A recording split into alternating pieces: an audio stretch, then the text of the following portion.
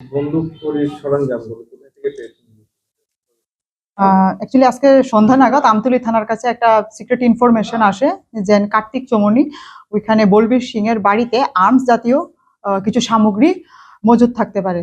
তো ইনফরমেশনটা পাওয়ার সঙ্গে সঙ্গে আমতলী থানা থেকে একটা team under the leadership of sub inspector Mrinal Pal ওই জায়গাতে ইমিডিয়েটলি ছুটে যায়। ছুটে ওই বলবীর সিং এর বাড়িতে ভালো করে সার্চ করে বলবীর সিং এর বাড়ি থেকে আমরা 7টা কার্ট্রিজ কেস প্লাস কিছু বুলেটস জাতীয় আর কিছু ইকুইপমেন্ট যেগুলি দেখে লাগছে যে এগুলি দিয়ে আর্মস ম্যানুফ্যাকচারিং আইটেমস এর মতন লাগছে।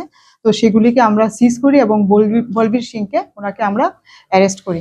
বাকি যে টুলসগুলো আছে ওইগুলোকে আমরা ফরেন্সিকে পাঠাবো, পাঠিয়ে এগুলি এক্সামিনেশনের পরে রিপোর্টে আমরা বলতে পারবো যে এগুলি দিয়ে কিভাবে ইউজ করা হয় এবং এগুলি দিয়ে কিভাবে আর্মস তৈরিতে এগুলি ইউজ হয় কি হয় না সেটা আমরা এফএসএল এ পাঠিয়ে পরিষ্কার জানতে পারবো।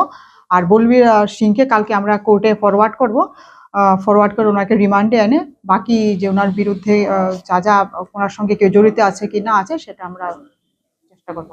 বলবীর সিং উনি কি করেন বা এখানে কার্তিক জমইতে উনি থাকে। তো সেখানে ওনার বাকি ওনার ডিটেলসটা আমরা কি করে সে এরকম কিছু করে না, সে এরিয়াতে নর্মালি থাকে। বন্দুক তৈরির সরঞ্জামের মধ্যে কি কি মানে উদ্ধার হয়েছে? এখানে বিভিন্ন রকমের টুলস আমরা এখানে পেয়েছি, প্লাস যেটা 7টা যে কার্ট্রিজ কেস আমরা পেয়েছি, কিছু বুলেট মতন দেখতে আইটেমস আমরা পেয়েছি। তো সে প্লাস আরো কিছু বিভিন্ন ধরনের টুলস ইকুইপমেন্ট যেগুলি দেখে লাগছে এগুলা ইউজ হয় ফর প্রিপারেশন অফ আর্মস। হ্যাঁ, ওনার ঘরেই ছিল। এই তো প্রথম ফার্স্ট টাইম ত্রিপুরাতে এরকম সরঞ্জাম তৈরি বন্দুক তৈরির সরঞ্জাম পাওয়া গেল বা বন্দুক তৈরি কারখানা কিনে নিতে পারি যে একটা আপনারা করতে পারি।